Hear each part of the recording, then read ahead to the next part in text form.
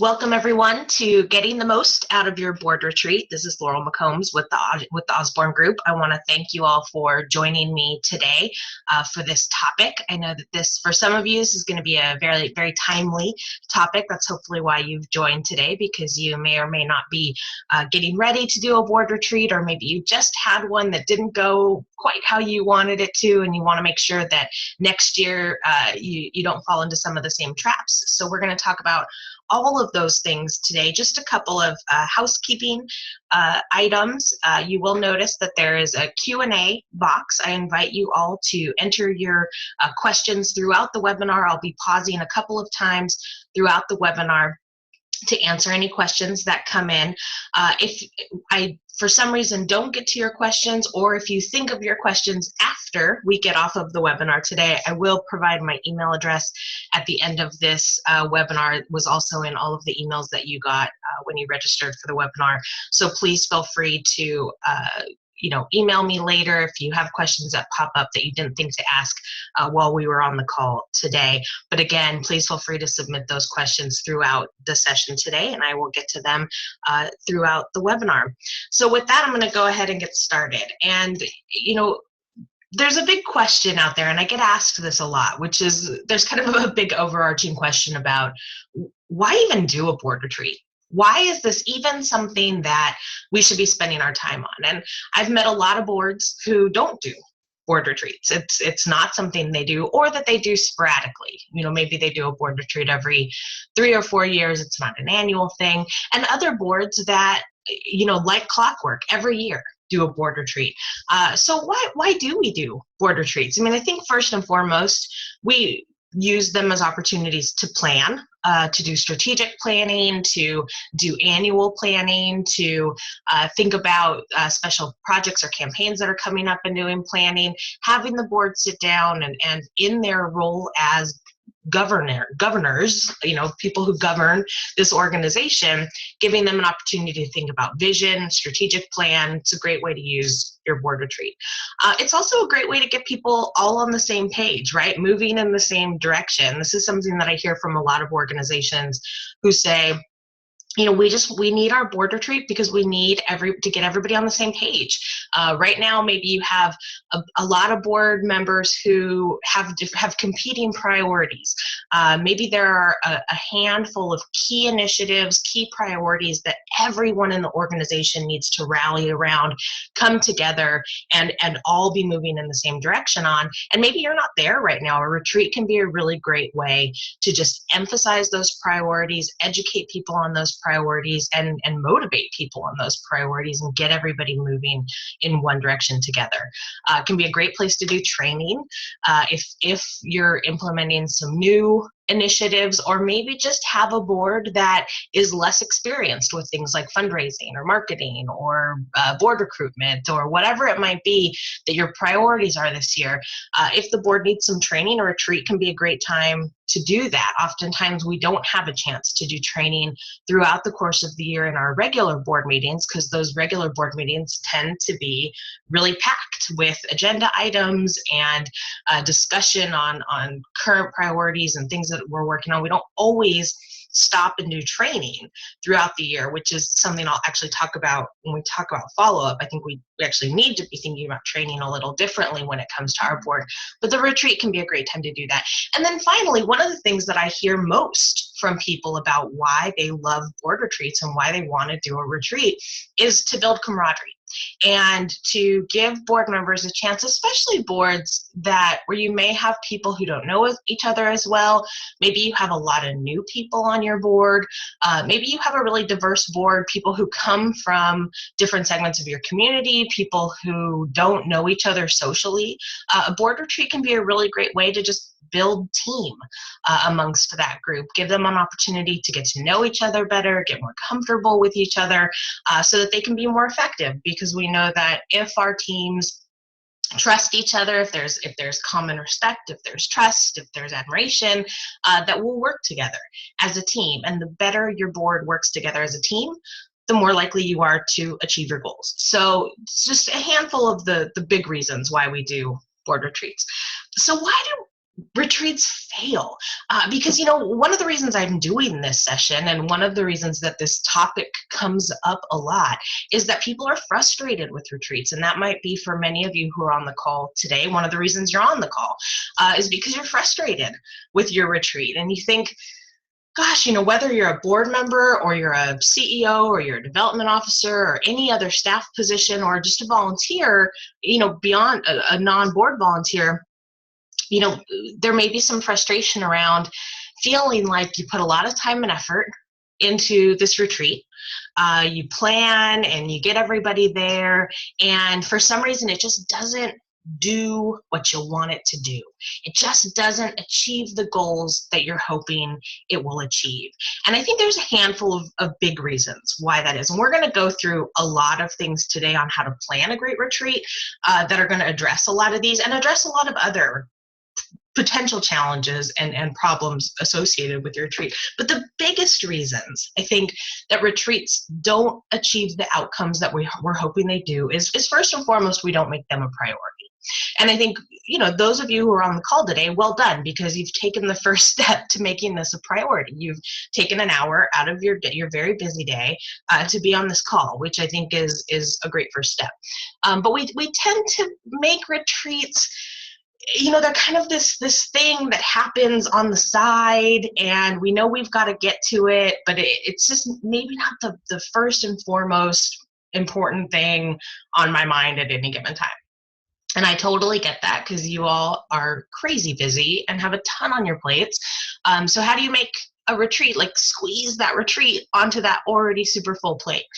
So I get why that's a challenge. We don't want to include it in our overall organizational planning. So again, retreats tend to be this thing that kind of sit on the side almost as an afterthought. And sometimes we do a good job of integrating the retreat into what we're doing more broadly within the organization, but not always. And so when there have been many instances where I have seen retreats be unsuccessful because they just felt like tangential. They felt like they weren't part of kind of the bigger picture. And we're going to talk a lot about that bigger picture here in just a minute.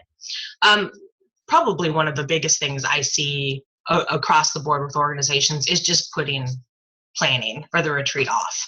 I get for many years, I worked with Big Brothers Big Sisters, where I worked with affiliates all across the country and worked on a lot of board retreats with those organizations, and would hear people kind of start to plan late in the game. As a consultant now, I often get calls from organizations who say, hey, we're doing a board retreat next month. Are you available? And what that tells me, it's less about my availability, but it's more about the fact that you're a month out and you're just starting to think about should we get a facilitator? Should we have somebody come in and do this retreat?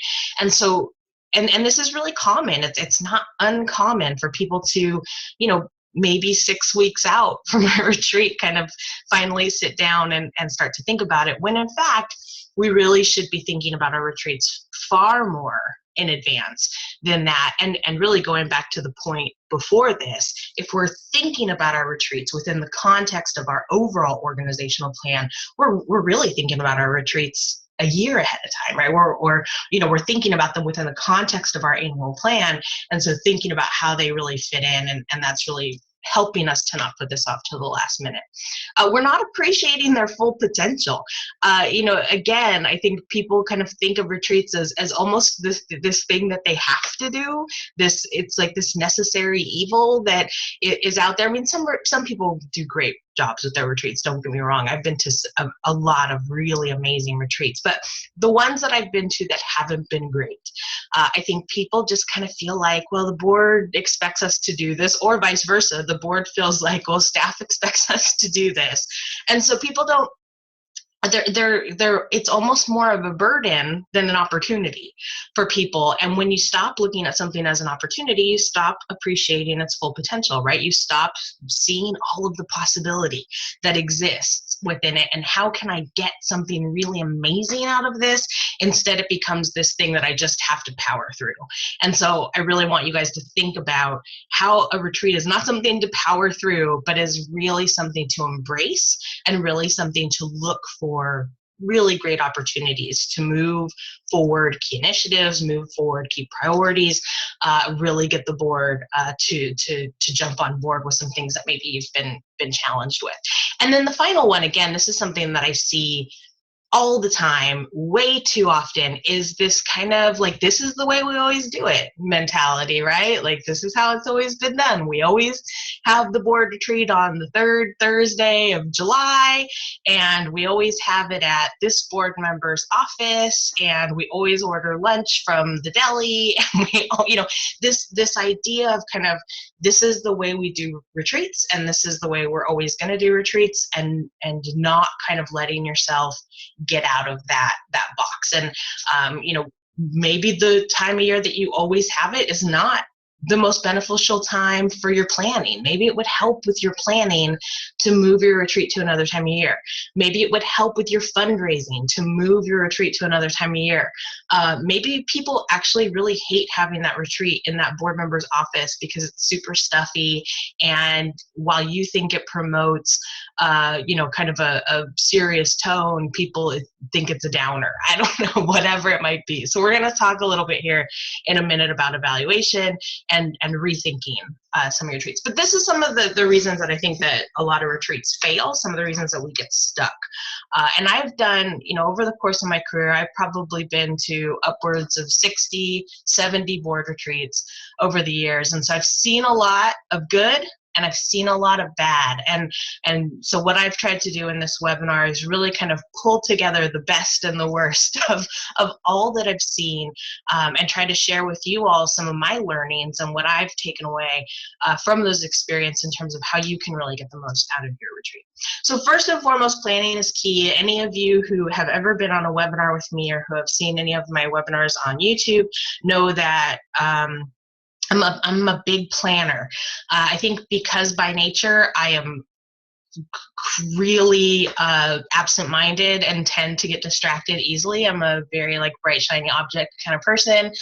So for me, planning is critical, because if I don't have a good plan, then I could end up in Timbuktu tomorrow and have no idea how I got there. So for me, having a written plan, having something on paper that's dictating to me what's the next step, what are the questions I need to be asking myself, what are the things I need to be taking into consideration, it is really important, and it's critical for me. So that's why I tend to really lean heavily on developing a plan. And I want to offer up to all of you right now, as I said, I'm going to share my email at the end of this. I've actually pulled together a tool that this webinar is actually based on, and it's kind of a board retreat checklist tool. It goes through a lot of the questions and a lot of the items that we're going to talk about today in the board retreat, and then actually has some additional questions for you to be asking yourself. It has a sample timeline that you can use when you're planning your board retreat. And so if any of you are interested in getting that tool, please just email me after the webinar, and I'd be happy to share that with all of you. It kind of takes this webinar and puts it into a written form that you can that kind of walks you along this process. So, ultimately, gives you kind of that outline for how you start to plan for your board retreat. And, again, I think the biggest thing with planning is it makes us evaluate. And we just talked about this, kind of getting out of that, every third Thursday in July mentality. How do we reevaluate the way we do our retreats? And so I think it's really important that we take a step back, that we take some time to break things apart, and, survey your board members. And probably a lot of you survey your board members immediately after retreats. Look at that survey data. Look at what people are sharing with you. Look over the past few years, not just at last year. If you haven't been surveying your board members after your retreats, do a quick survey with the board and say, ask them questions about where they'd want to do this and what they want to get out of it, and what they've gotten out of past retreats and what they haven't gotten out of past retreats that they would have liked to get out of past retreats. Ultimately, even if the survey results don't tell you a lot of things that you didn't already know, people appreciate being asked, right? And we're going to talk later about the importance of getting board buy-in in your retreat and really getting board participation in your retreat. And from the very beginning, using tools like surveys, having a quick 5 to 10 minute discussion at a regular board meeting to get feedback, bringing them in at the very, very beginning of this before you've made any decisions, and making it clear to them that you're interested in their feedback, that you care about their feedback, that you want to know how to make this the very best possible retreat is really going to influence your success rate moving forward. So ultimately planning for your retreat, benefits of planning for your retreat are the same as the benefits of planning for anything. It gives you a clear, more focused approach. It creates a climate where you can actually make change, right? So if we actually have a plan, if we're actually sitting down and going through the steps, it allows us to feel more comfortable about making change. It makes us more comfortable to shake things up a little bit. It helps us make informed decisions, that we're not just kind of making decisions based on our gut feeling, but we're making decisions based on data, based on information that we're gathering from people. It helps us be more effective in our resource allocation, and not just money, but time. Again, part of why retreats fail is because people don't want to put the time into them that they need to be successful. I'm not saying you have to put more time into it. I'm saying be mindful about the time that you're putting into it. Know what staff and volunteer resources you're putting into making this retreat happen. Understand it and know why you're putting the resources you are. And if you feel like you need to put more resources, again, whether it's money or time or whatever it may be, into this retreat, do it in an informed way. Don't just kind of throw money at something. Don't just, kind of say, yeah, we'll have more staff go. Make sure that you're making these decisions from a really informed place. And then ultimately, planning helps you to address strengths and weaknesses, right? Take advantage of the things you do best and get rid of the things that you're not doing as well. So let's jump into this. So there's 4 steps to this process of getting our retreat off the ground, and feeling really good about this. And so first and foremost, we have to understand the big picture. And so before we even get into, I don't even want to talk right now about where the retreat is, or when the retreat is, or who's going to facilitate it, or what we're going to have for breakfast. I don't want to. That's not the first thing that I want to talk about when we think about our retreat. First and foremost, where are we as an organization? I know that this feels like I just zoomed way out on the picture and I'm now way, way far away from where we started, but I think it's really important that we do this, that we completely zoom out 30,000 foot. What is our strategic plan for the next 3 to 5 years? And the reason it's important to talk about vision and strategic plan first is because we're talking about the board here. This is the board's purview. This is where the board lives, right? They are ultimately responsible for making sure that the organization has a strong vision and strategic plan for the next 3 to 5 years. And so it's important that as we're deciding what the purpose of the board retreat is, that we just understand organizationally where we are, right? So again, the tool that I can share with you guys has several additional questions that get asked under this step 1. But in a nutshell, where are we in terms of our vision and strategic plan? Are we in year 1 of our 3-year strategic plan? Are we in year 2? Are we in year 3? And oh no, we actually need to start thinking about our next strategic plan. If we're in years 1 or 2 of our big vision strategic plan, how are we doing against that? Where are we excelling? Where are we having roadblocks? Where are we having challenges? And then how is that affecting our goals this year? What does our annual operating plan look like? How are we doing with that? How are we doing with our annual fund development plan, our annual marketing plan? And then ultimately, what is the board's role in achieving those goals? So if in fact we're in year 2 of our strategic plan and we've set some pretty aggressive fundraising goals for our 3-year strategic plan, and we're nowhere near hitting those goals, what's the board's role in that? Or maybe it's not about fundraising. Maybe you just aren't where you said you would be in terms of board development and recruitment. Maybe you said that you were going to add 5 new board members by year 2 of your strategic plan, and you've added 1 and that's really holding your board back. Maybe this is about some special projects that are going to happen, or maybe the organization needs to go into campaign, or maybe the organization is in campaign. Whatever it may be, ultimately, before we get into what are we doing at this board retreat, let's really understand what's going on with our organization, where are biggest opportunities for growth, where are biggest challenges, and then what's the board's role in helping us to take advantage of those opportunities or address those challenges. Once we've done that, now we can ask ourselves the question of, so what's the best way to educate and motivate the board to address these goals, right? So if we've now said we know exactly what the board's role is in achieving our goals, so now how do we get the board behind it? Going back to that first slide, when we think about, is this a time to plan? Is this a time to get everybody on the same page? Is this a time to do training? Is this a time to build camaraderie? What of those strategies are going to help us to achieve goals, or maybe there are other strategies?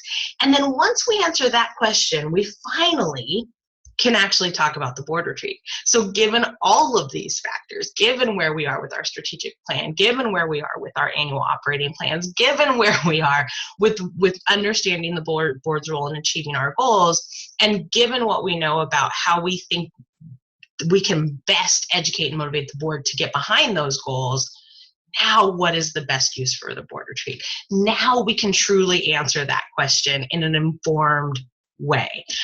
So hopefully that really helps. One of the things that's really going to help with this, obviously, is to have a board plan.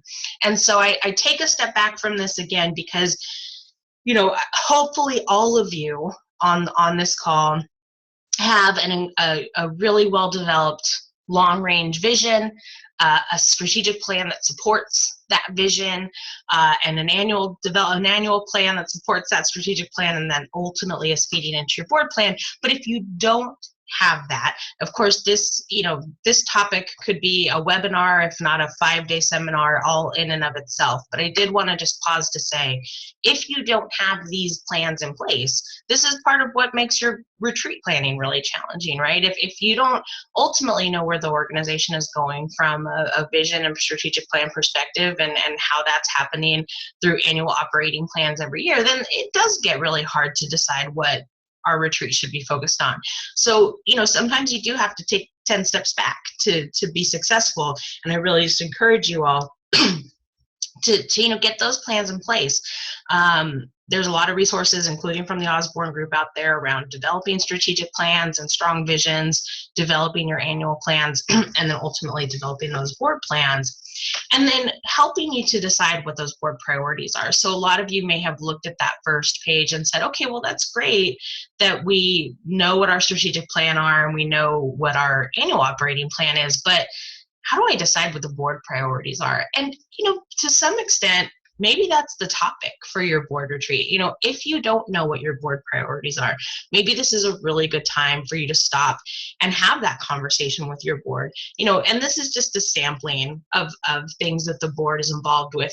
Obviously giving generously, being ambassadors, making introductions, all of these things, stewarding donors, other support that they provide.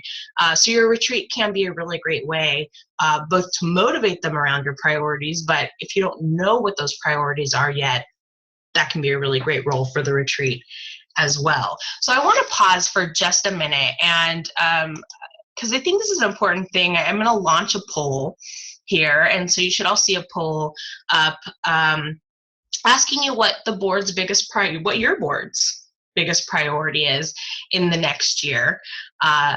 And so I'll ask you all to vote.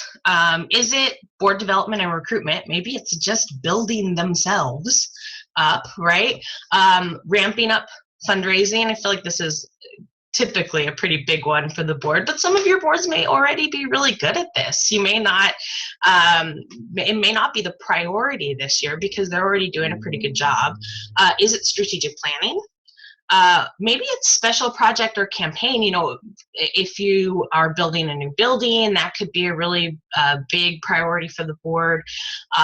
Sometimes it's just putting out fires, right? And sometimes there's a really big issue that's happening with your organization that the board just for whatever reason, they have to be involved with it. So take a second. Looks like we still have a lot of people who haven't voted. So those of you who aren't paying attention and are multitasking, just, pop your head back over here and give us a vote. And all right, good. We got some more votes in. All right, I'll give everybody just a couple more seconds. Look like we still have some people voting. Just a few more seconds. Looks like everybody's stopped. So I'm going to end the poll. And I'm going to share these results with all of you so you can see. It's actually pretty spread out. I'm actually really pleased to see this, because I kind of expected everybody to be like, oh, ramping up fundraising, that's the thing we need our board to do. But I'm actually pleased to see that it's more spread out than that, because the reality is that even though we talk a lot about needing our boards to raise money, it's not always the biggest priority. And again, that's why it's so important for us to take that step back and say, what is going on right now? Because it's not always that. I mean, yes, we always need our boards to raise money. That's not what I'm saying, but it's not always the highest priority, and it's not always the thing that the board retreat is going to be best used for. Because if they're already doing a fairly good job with that, there may be some new things that are going to be on their plates. There may be some new projects and initiatives that we really need to get them behind. And there was quite a few of you who it's not determined what their biggest priority is. So, again, just going back, as we talked about, going back to that 30,000 foot view, what is our vision and our strategic direction? How are we going to get there? What's the board's role in doing that? And that can really help you to narrow in on what their priorities are. So thank you, everybody. So I'm going to go back and share this with you.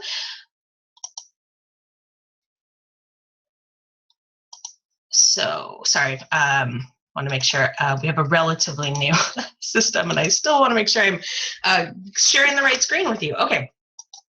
So again, now that we understand our priorities, we can start to set our goals. And this is going to be a really big part of the retreat. So again, start with your strategic and annual operating plans, talk about the board's role in that, and then talk about what the team and individual goals are and what the metrics in the follow-up plan is for that. I know I'm kind of breezing over this, and that this is something that, again, we could probably do a 5-day seminar on how to develop a board plan and set board goals.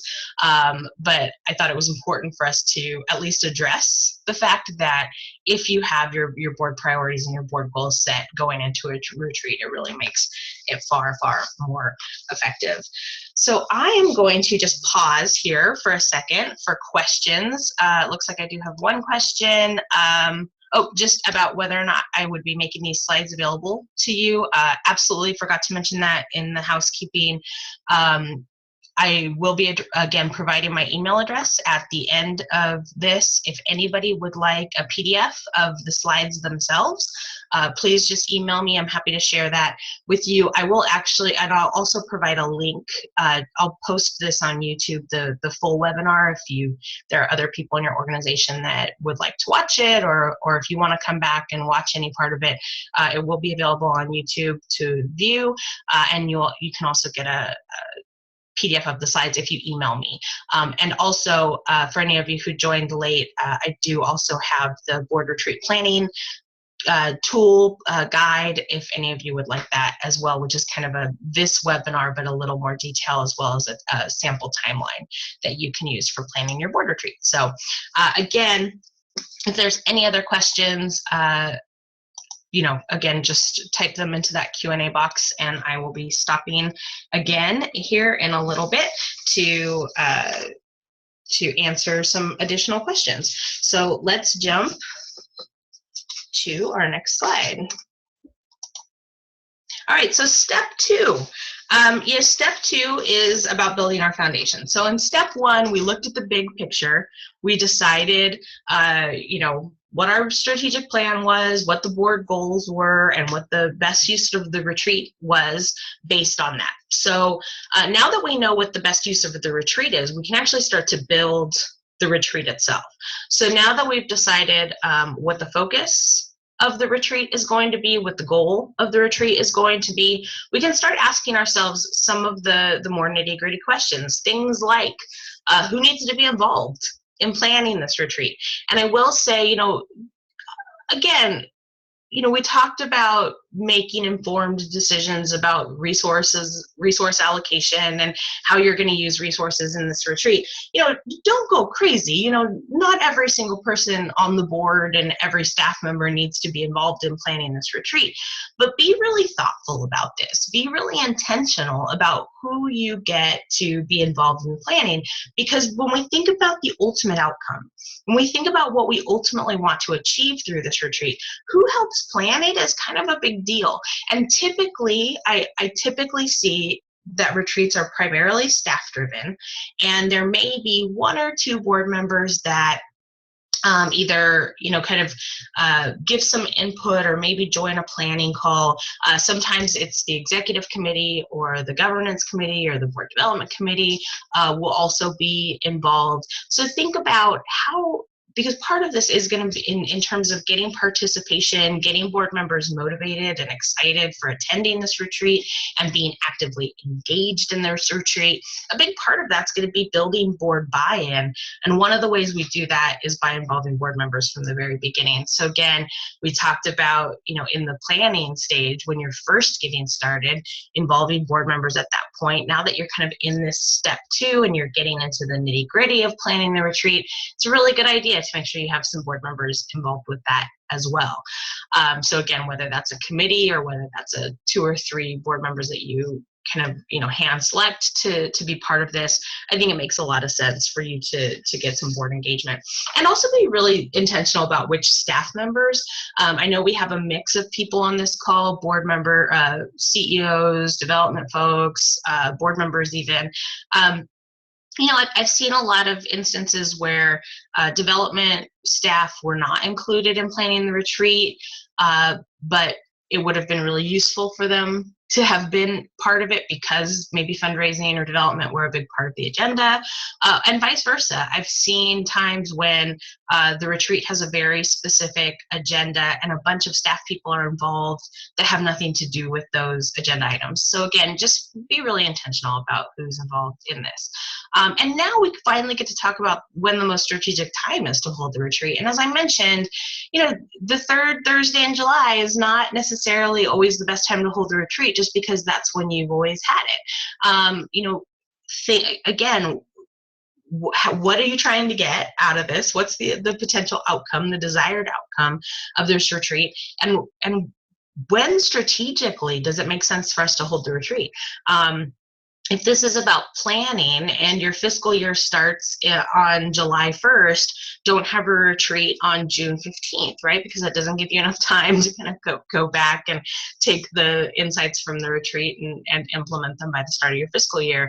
If this is about, getting people on board for a campaign that is going to start on January 1st, maybe it makes sense that instead of having your retreat, maybe you've always had your retreat in July, but you are going to kick off this campaign in January. Maybe it makes more sense to get the board together in October when it's closer to the campaign, when you've got your campaign plan in place and what it is that you want the board to do and take action on. So, again, just be really strategic about that. What are your objectives? We're going to talk about SMART goals. Obviously we always talk about SMART goals and having really good objectives laid out, written objectives. Again, use the tool that I've offered to provide you guys to actually, type the answers to the questions into this tool. Don't just have them in your head, but actually write them out, talk to them with your planning committee, think about what is it that we're trying to achieve, and what are the objectives, and then what format will best support achieving those objectives. So, I have a lot of people will get in touch with me about potentially facilitating a board retreat. And I'll say, well, how much time do we have? And they'll say, well, how much time should we have? And, I always think, well, it depends, right? Because there's not a right or wrong answer for how long a board retreat should be, or where a board retreat should be, or how it should be facilitated. It really goes back to those step one questions that we asked ourselves and that we're starting to build out now in step two. And a lot of it depends on the personality of your board. There are, some boards who say, hey, if I'm gonna take time off, or if I'm gonna come out on a Saturday, use my whole day. Like, don't just have me come out for 2 hours. If we're gonna take the time to do this, let's really dig in and do this and make it a full day thing. Other boards, if you ask them to be somewhere for more than 3 hours, would revolt. So, again, think about the personality of your board, but also think about what you're trying to achieve. How much time do you need to meet your retreat objectives, right? And how much time is it going to take for you to do what you need to do on that day? So again, there's no magic formula for how this works best. You have to go through all of these steps and answer the question to really know what the best format is going to be. And again, things like, where we should have it and all of those questions, again, there's no magic formula for figuring that out. It all starts to be a lot more organic as if we answer these questions in the order that I'm laying it out, because you start to have a better understanding of what it is you're trying to achieve. So then ultimately now we get to step 3, which is fleshing out the details of all of this. We've done our step 1, we understand the big picture, we know where we're going, we know what we're trying to achieve. We've done step 2, we've built the foundation, we have a good sense of the most strategic time to have the retreat, the most who needs to be involved in planning this, and now we can actually sit down and kind of flesh out all of the details around this retreat, which is, where should it be held? Again, some of these things are frivolous. They can seem frivolous. They can seem silly things to stop and really think about, but they're not. Again, something as simple as where your retreat is held can be really significant depending on what you want to achieve. If in fact this retreat really is about building camaraderie and building team, because there's maybe some challenges with the board not fully knowing each other well, not trusting each other well, and that's really a barrier for them to move forward, where your retreat is held is a huge deal, right? And you may actually decide to hold your retreat at a place that's, just super fun times where they can just go and have fun together and interact and, really build that sense of team, versus having it in a stuffy boardroom. However, if you're really going to be focused in on strategic planning and you need the board to be really focused, it might help to be in a stuffy boardroom where, it kind of creates that sense of, okay, we need to sit down and really, really focus. So again, it might seem frivolous, but it can actually be really significant where the retreat should be held. How much time we need, again, I started talking about this a bit on the last slide. There's no magic formula. This is all going to come down to what the retreat objectives are for that day. That's going to dictate how much time you need on the agenda. Now, I will make a comment about this, which is that I think that people tend to try to do too much in their board retreats. Like I said, I've been involved in the planning of a lot of retreats, and whenever we're kind of working on the agenda, a lot of people will start with a very focused set of objectives that they want to achieve, and over the course of the planning process, inevitably things start to get added to the agenda. We'll start out with a really specific, we want to do a training on storytelling, right? And we start out with, okay, we're going to do a morning session on storytelling.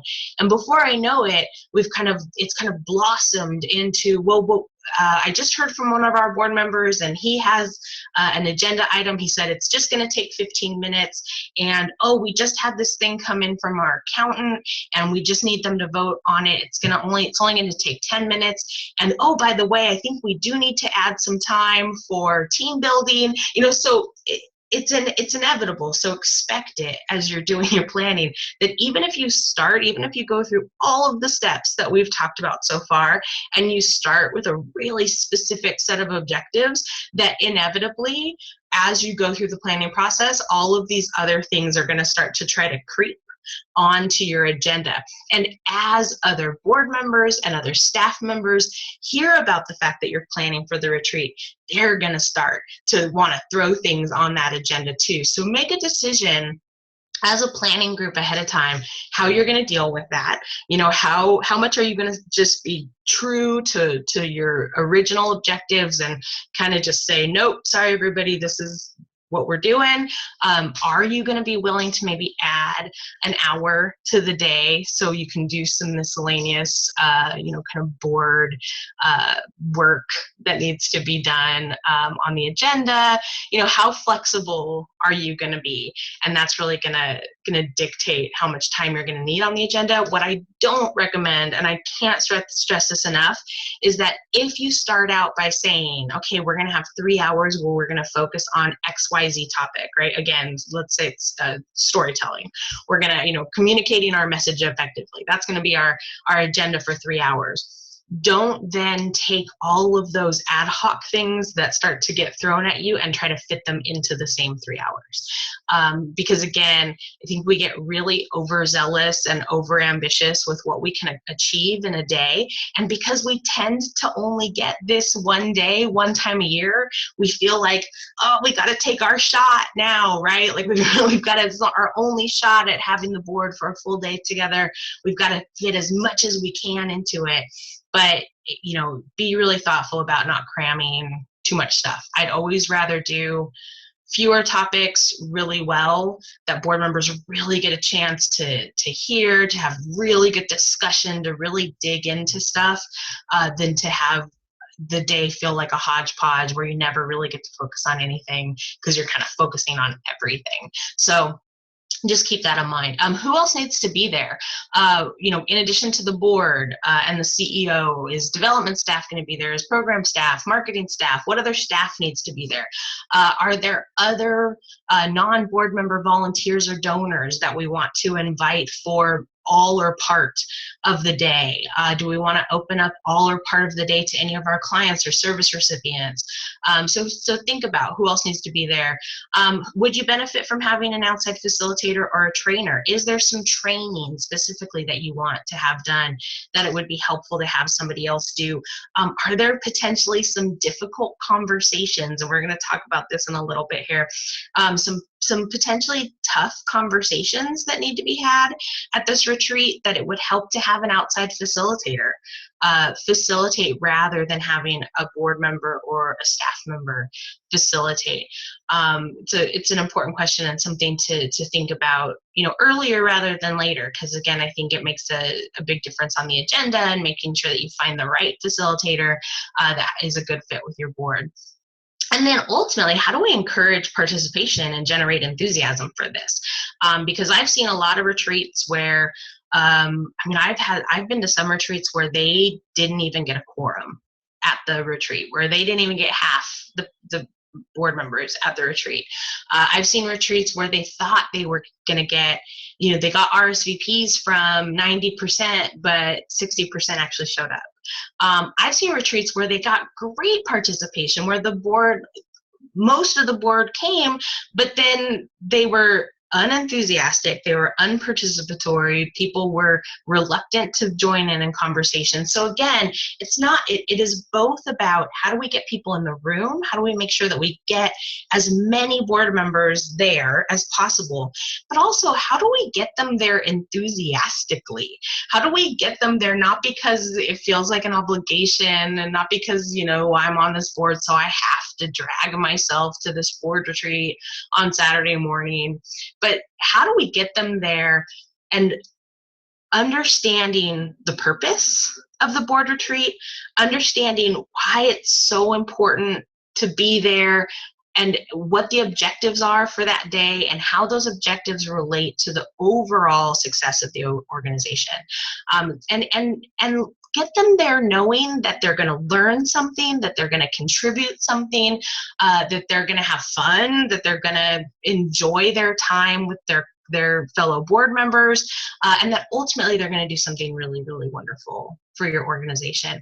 I think that's a big piece that's missing from board retreats. I think a lot of board members show up because they're supposed to, because they have to, not because they're genuinely enthusiastic and excited about what they're going to achieve in that day. And I think there's a lot of fairly simple things that we can do to encourage participation ahead of time. Again, things like getting board buy-in ahead of time, surveying board members, getting them involved in the planning of this, sharing with them along the way as you're planning the retreat, keeping them updated. Maybe have a 2-minute update at board meetings that say, hey, we're getting so excited, the board retreat's 4 months out, where we've picked a place, and just keeping them in the loop, about what they're going to get out of the day, sharing those retreat objectives with them ahead of time.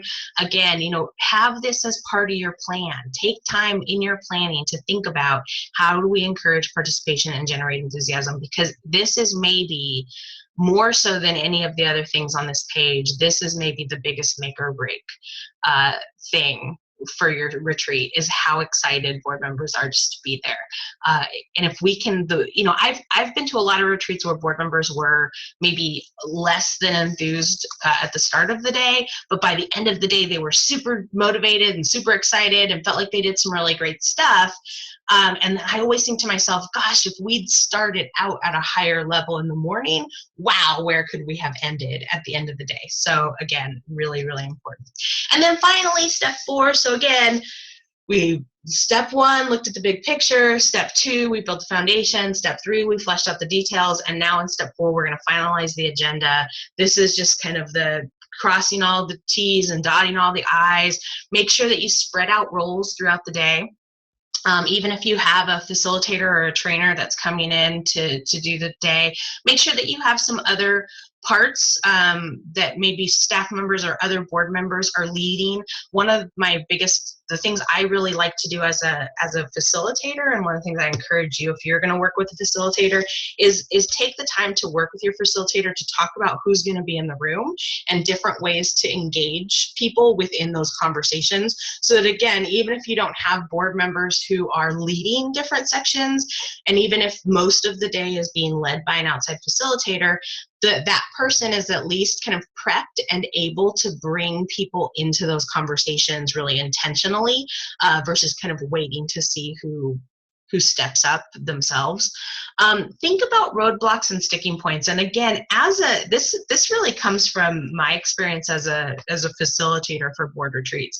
One of the things I really like to know is, what are some of the hot button issues that are going to come up at this retreat, regardless of what our agenda is? And you all know what these things are. Even if the topic for our agenda is, again, storytelling, I keep using that as an example because that's something I get asked to do a lot.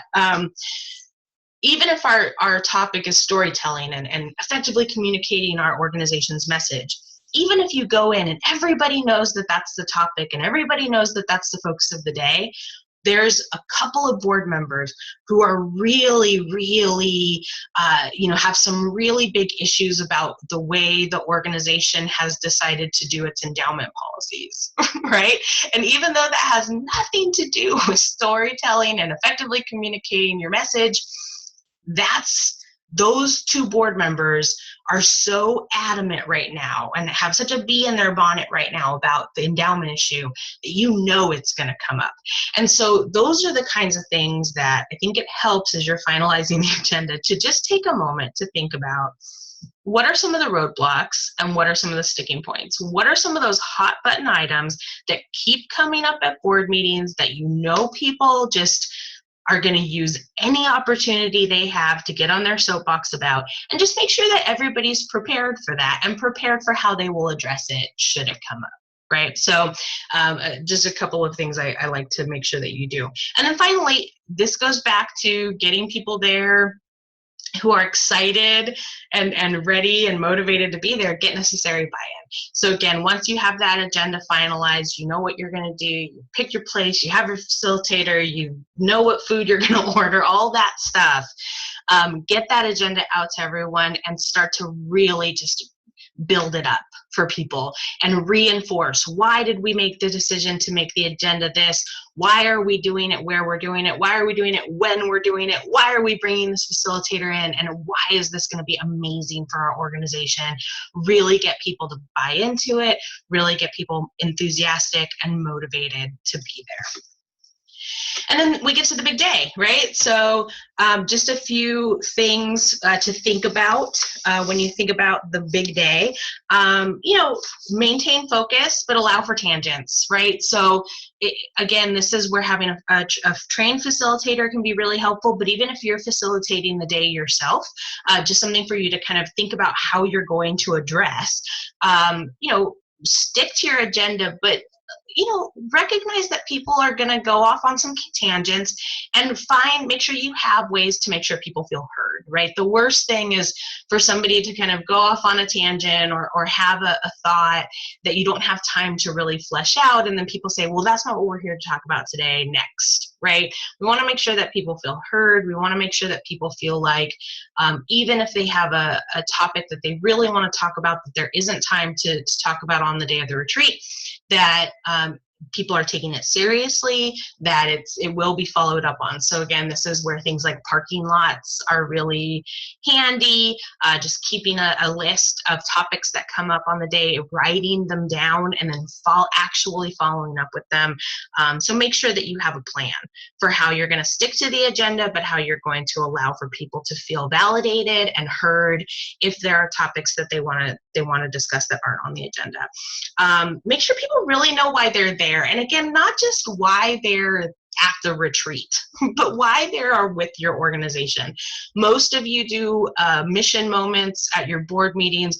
Probably most of you do mission moments at your retreat. If you don't, you should, right? And so a mission moment is just taking 10 to 15 minutes to do something that is mission and vision focused, right? So maybe that's bringing in somebody who's been a client, who's been a service recipient to your organization. Maybe that's having a program staff member come talk about what they do. Maybe it's having a successful graduate of your school or your program come and talk.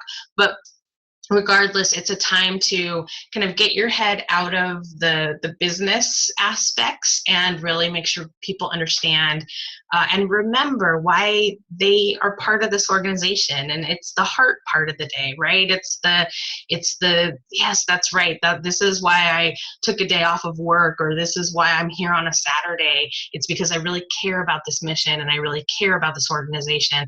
Make sure that you remind people of that. It's a really important part of your day. Make sure that you celebrate. Make sure that I feel like a lot of times retreats can feel very heavy on the, like, you need to do this better and we need to do all these things that we haven't been doing before. And I feel like as a board member, it can often feel like you're getting taken to task a little bit, kind of a little bit like, especially, and something to work with your facilitator on, which is, how do you have a nice balance of telling people new things that they need to do or helping people to do things better while also celebrating the things that they've done really well.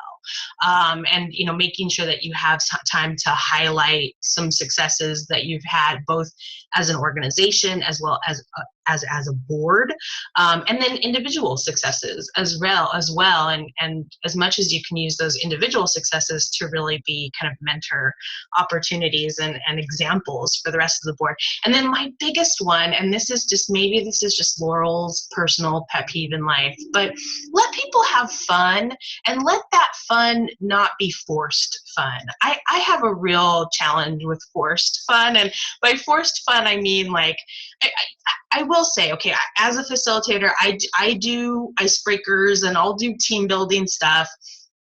And there's a role for those kind of more coordinated, fun activities. But they need to be balanced by just like regular old fun that you don't kind of force on people and you don't force people into. Things like just I don't know, like having lunch together where there's not some activity. Like just let people eat lunch, like just let them talk and get to know each other. Don't make them do work at lunch. Don't make them do some get to know you activity. Like just let them have fun. Or maybe you have a happy hour at the end of the day where you just let people have a drink together. Or, I think we feel this pressure to like do these kind of forced fun activities, which again, have a role. Don't get me wrong. Team building is a really important thing. But I think we need to balance that out with just some time for people to get to know each other and have fun together in a more natural way. So that is Laurel soapbox about fun versus forced fun. And then probably the most important thing with your retreat is following through. I mean, I can't stress this enough.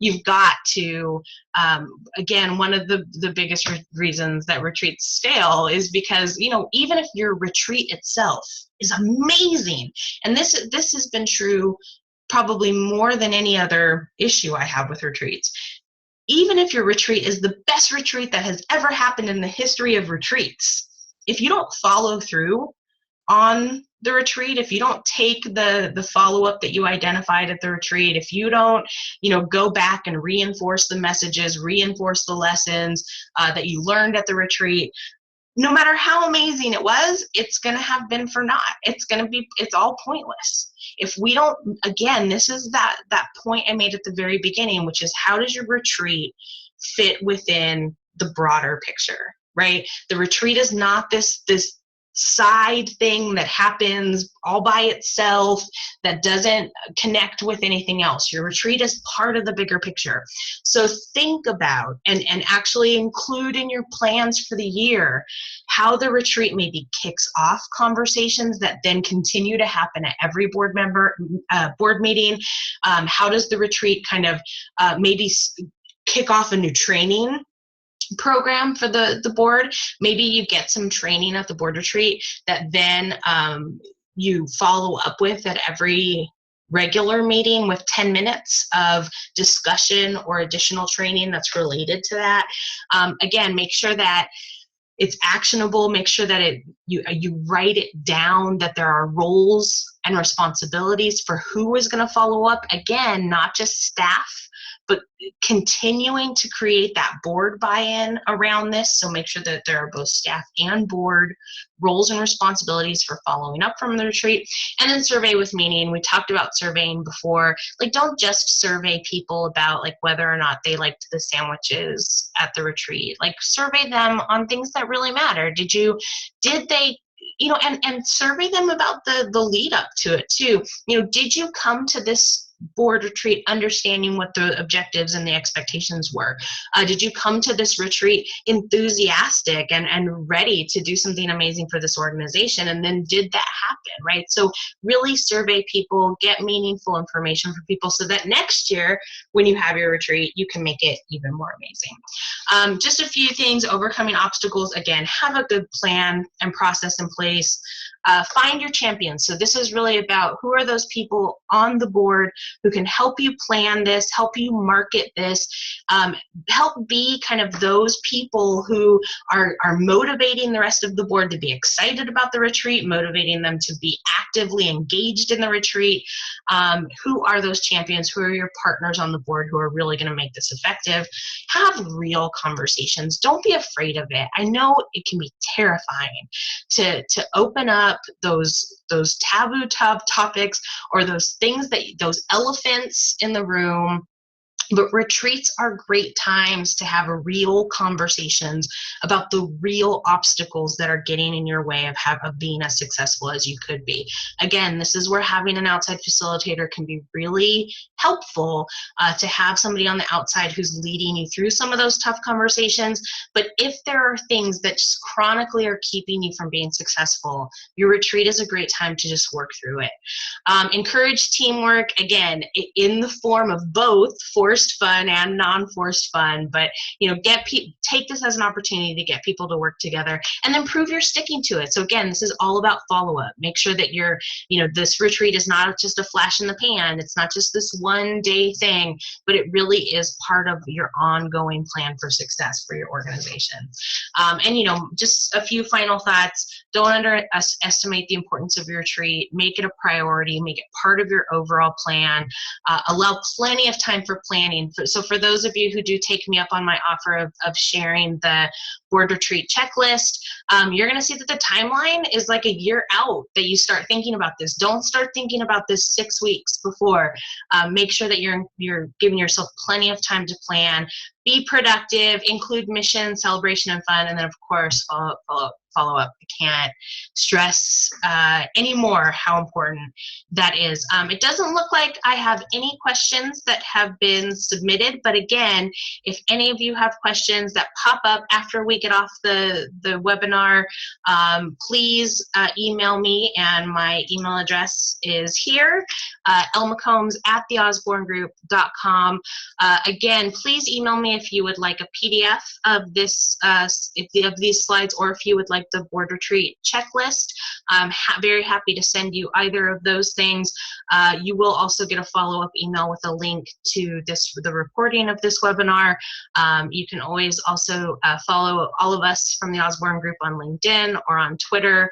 I'm also on YouTube. You can find on YouTube a handful of other webinars that I've done in the past couple of years on things like planning and metrics development and events and things like that. So with that, I want to wrap up, say thank you very much for joining me today, and best of luck to all of you on your retreat adventures. And if you have any questions or need anything, please let me know. Thanks so much, everybody.